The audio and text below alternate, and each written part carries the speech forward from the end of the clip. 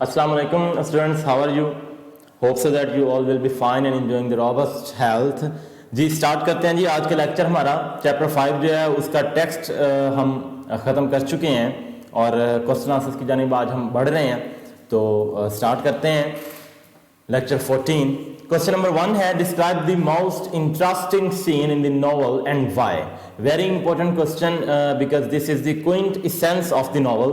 The most interesting scene in the novel is encounter. Encounter मिलना को कहते हैं, किसी का सामना करना, मिलना। And marriage with Catherine Bridges, ये सबसे बड़ा इवेंट है जिसमें इस नॉवल की जो हीरोइन है वो अपने हीरो से आके मिलती है और उससे शादी करती है। It brought great and revolutionary changes in mister chips. Mister chips जो कि यानी कि बिल्कुल सादा फहम, बिल्कुल सादा जुबान इस्तेमाल करने वाला और दरमियाना रवैया हमेशा रखने वाला जो शख्स था, एक उधेड़ उम्र शख्स था, उसके अंदर जो बदलाव आया वो सब कुछ कैथरीन ब्रिजेस की वजह से आया। His personality groomed and he earned great love and reputation. उसकी जो पर्सनालिटी है उसको चार चांद लगे कैथरीन ब्रिजेस के वजह से, और मिस्टर चिप्स ने कैथरीन ब्रिजेस की वजह से अपने आप को वो एक सही मानों में एक पर्सन और एक उस्ताद मानने लगा। हालांकि उससे पहले हमने देखा है कि वो अपने आप को एक मीडियोकर डिग्री रखने वाला उस्ताद मानता था और उसने रेपुटेशन अच्छी जो है वो हासिल की। क्वेश्चन नंबर 2 है what is chips socio academic status. ठीक है जी, जो चिप्स का एकेडमिक करियर है उसका स्टेटस क्या था वो आप बताइए कि तालीम के हवाले से या उसका जो एक्सपीरियंस है उसके हवाले से चिप्स कैसा शख्स था। Chips used to depreciate himself. Depreciate, devalue, अपने आप को कमतर समझता था because of his mediocre degree, क्योंकि एक तो उसकी जो सनत थी वो कोई आला अच्छे नंबर वाली नहीं थी, मीडियोकर थी, दरमियानी। Of his occasional difficulties of discipline, और उसे डिसिप्लिन, नज़्म ज़ब्त कायम करने में भी अक्सर बेशतर कमी जो थी वो वहां पर मौजूद होती थी उसके डिसिप्लिन में। Of the certainty that he would never get a promotion, और उसे ये भी फिक्र जो थी वो सताए रखती थी कि उसको कभी तरक्की नहीं मिल सकती क्योंकि वो अपने आप को समझता नहीं था इतना अच्छा, हालांकि उसके अंदर क्वालिटीज थी और कैथरीन ब्रिजेस ने आकर उसको इस चीज का एहसास दिलाया था। And of his complete ineligibility to marry a young and ambitious girl, और उसको अपने आप में मुकम्मल तौर पर एक नाअहलियत नजर आती थी कि वो कभी भी एक तरक्की की ख्वाहा और एक इरादा रखने वाली और एक नौजवान लड़के से शादी कर सकेगा। लेकिन कैथरीन ब्रिजेस ने आकर उसके इन तमाम ख्यालात को रद्द किया और उसे इस बात का एहसास दिलाया कि वाकई चिप्स भी अहमियत के लायक एक शख्स है। जी ये हम दोनों शॉर्ट क्वेश्चन आप याद करिएगा। हम अपने इंग्लिश बी की जानिब बढ़ते हैं। आज हमने प्रेजेंट इंडेफिनिट टेंस सीखना है और इसके एक्टिव और पैसिव दोनों जो फॉर्मेट है वो देखेंगे। पैराग्राफ नंबर 9 स्टार्ट करते हैं। पेज 414 पर ये मौजूद है, वहां पर से आप देख सकते हैं, लेकिन इसको सॉल्व कैसे करना है वो आप सीख लें। ठीक है जी, आपको टेंसेज आते होंगे and then in the paper of board you will able to attempt these paragraphs easily. जी स्टार्ट करते हैं जी। ये दुनिया एक इम्तिहान है प्रेजेंट में बात हो रही है। This world is a trial, trial इम्तिहान, और है तो इज हमने यहां पर यूज किया।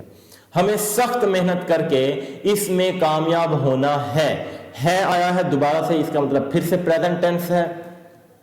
Through hard work we are to succeed in it. जी उधर से देखें जी, जो लोग मेहनत से जी चुराते हैं वो नाकाम रहते हैं। अब इस फिक्रे के आखिर में ते हैं आ रहा है, तो इस बात से आप समझ जाइए कि प्रेजेंट इंडेफिनिट टेंस ही वो वाहिद टेंस है जिसकी इंडिकेशन, पहचान ये है कि उसके उर्दू के फिक्रात के आखिर में ता है, ती है या ते है आएगा। तो यहां पे आप देख सकते हैं कि चुराते हैं और नाकाम रहते हैं, तो ये यहां से हमें पता चल गया कि ये हमारे पास प्रेजेंट इंडेफिनिट टेंस मौजूद है। तो प्रेजेंट इंडेफिनिट टेंस में हमने क्या करना है कि जब भी पॉजिटिव सेंटेंसेस की बात होगी तो वहां पर हमारे पास हेल्पिंग वर्ब्स जो है वो मौजूद होंगे और एस पुट करेंगे हम या ई एस पुट करेंगे। किस फॉर्म के साथ?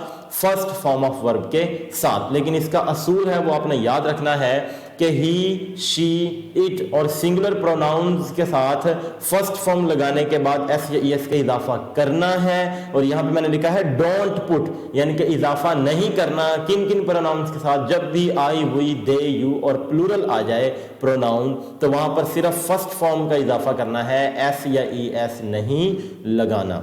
देखें जी, पॉजिटिव सेंटेंसेस का स्ट्रक्चर मैंने लिखा है कि subject plus verb first form plus S या ईएस का इजाफा करें। अब आपको पता चल गया है कि इन प्रोनाउंस के साथ इजाफा करना है और इन प्रोनाउंस के साथ इजाफा नहीं करना, और एंड में ऑब्जेक्ट आ जाएगा। एग्जांपल्स मेंशन की हैं, ही वॉक्स, देखें जी वॉक फर्स्ट फॉर्म मैंने पुट कर दी, और उसके बाद ही है तो ही के साथ एस या ईएस मेंशन किया है, वॉक्स। He walks early in the morning. Second example देखते हैं, the parents love. लव क्या है जी, फर्स्ट फॉर्म ऑफ वर्ब है। अब यहां पे मैंने लव्स एस का इजाफा क्यों नहीं किया, क्योंकि जो पेरेंट्स है वो प्लूरल है, तो हम पढ़ चुके हैं कि आई, वी, दे, यू और प्लूरल के साथ एस या इसका इजाफा मत करें, डोंट पुट। तो यहां पे मैंने जस्ट फर्स्ट फॉर्म लगाई है, एस या ई एस का इजाफा नहीं किया।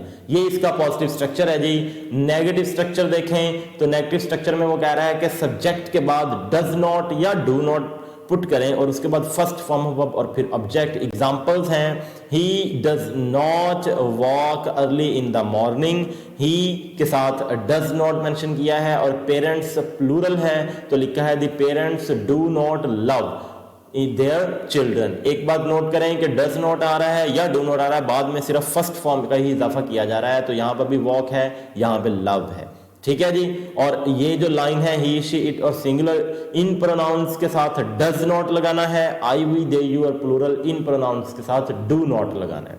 इंट्रोगेटिव में सेम वही सिचुएशन है कि आपने ही, शी और इट और सिंगुलर के साथ डज और आई, वी, दे, यू और प्लूरल के साथ डू पुट करना है। देखें जी, डू या डज सेंटेंस के स्टार्ट में आ जाएगा क्योंकि ये इंट्रोगेटिव है, सवालिया फिक्रे हैं, फिर सब्जेक्ट आएगा, फिर फर्स्ट फॉर्म ऑफ वर्ब, फिर ऑब्जेक्ट और एंड में क्वेश्चन मार्क। एग्जांपल्स है, does he walk early in the morning, और सेकंड एग्जांपल है, do the parents love their children.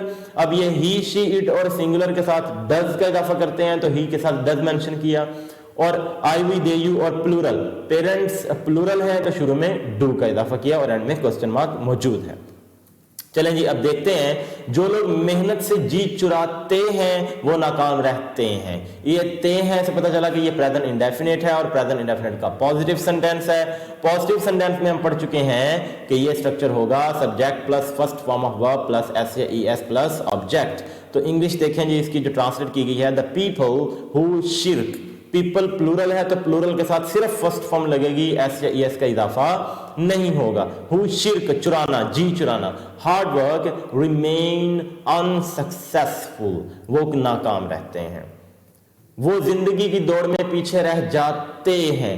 यहां पे भी ते हैं प्रेजेंट डेफिनेट और प्रेजेंट डेफिनेट का पॉजिटिव, पॉजिटिव में दे आ रहा है तो देखते हैं जी, दे में हमने क्या पढ़ा, हमने पढ़ा कि आई, वी, दे, यू और प्लूरल के साथ एस या ईएस का इजाफा मत करें, सिर्फ फर्स्ट फॉर्म ऑफ वर्ब का इजाफा करें। तो हमने क्या लिखा है, they lag behind in the race of life.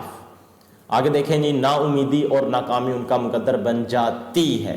फिर से present definite, they are destined to helplessness and failure. ये क्यों आया है, are plus third form of verb, चलते हैं प्रेजेंट इंडेफिनिट टेंस के पैसिव वॉइस की तरफ। दो स्ट्रक्चर्स मौजूद हैं कि subject plus is am are plus verb की थर्ड फॉर्म हुआ प्लस बाय प्लस ऑब्जेक्ट, या फिर subject plus is am are plus noun या इजेक्टिव। एग्जांपल दे रहा हूं, ही इज ए टीचर। अब ये एग्जांपल है इस सेकंड वाले फॉर्मेट की जहां पर इज के बाद नाउन आया है, इज और फिर teacher. It is done, done third form of verb है, डू, डिड, डन। तो ये ऊपर वाले फॉर्मेट को फुलफिल कर रही है कि इज के बाद third form of verb done लगाई गई है। I am avoided, am, am के बाद third form of verb put कर दी गई है। तो इस सेंटेंस में ना उम्मीदी और नाकामी उनका मुकद्दर बन जाती है। पैसिव वॉइस सेंटेंस है, दो चीजें हैं तो हमने यहां पर क्या किया है, दे आर, दे के साथ हम आर ही पुट करते हैं और third form of verb, they are destined to helplessness and failure. आखिरत का फल भी उन्हीं के हिस्से में आएगा जो दुनिया के इम्तिहान में सुरखरू हो हैं और नेकी बदी में तमीज करते हैं। Only those will enjoy the fruit of life after death who succeed succeed, succeeded, succeeded. तो succeed first form of verb है, तो हम वही पुट कर रहे हैं in the trial of the world and distinguish, फिर से फर्स्ट फॉर्म पुट की है, बिटवीन गुडनेस एंड बैडनेस, क्योंकि यहां पर हमारे पास जो हमारा प्रोनाउन है वो दोज है और ये प्लूरल है, और प्लूरल के साथ हमने पढ़ चुके हैं कि पॉजिटिव में सिर्फ फर्स्ट फॉर्म ऑफ वर्ब का इजाफा करें, एस या एस का इजाफा मत करें। तो इस तमाम स्ट्रक्चर को जो है आप अपने माइंड में बिठा लें, जब ये आपको जहन नशीन हो जाएगा तो ये पैरा जो है इसकी इंग्लिश में ट्रांसलेट करना आपके लिए आसान होगा। इसके हवाले से कोई भी क्वेश्चन हो तो आप बिला झिझक मुझसे व्हाट्सएप पर पूछ सकते हैं, मैं आपको, आप वॉइस मैसेज कर दिया करें या रिटर्न टेक्स्ट आप कर दिया करें, मैं आपको रिप्लाई दे दूंगा। ठीक है स्टूडेंट्स, मिलते हैं अगले लेक्चर में, तब तक ख्याल रखिए अपना। अल्लाह हाफिज।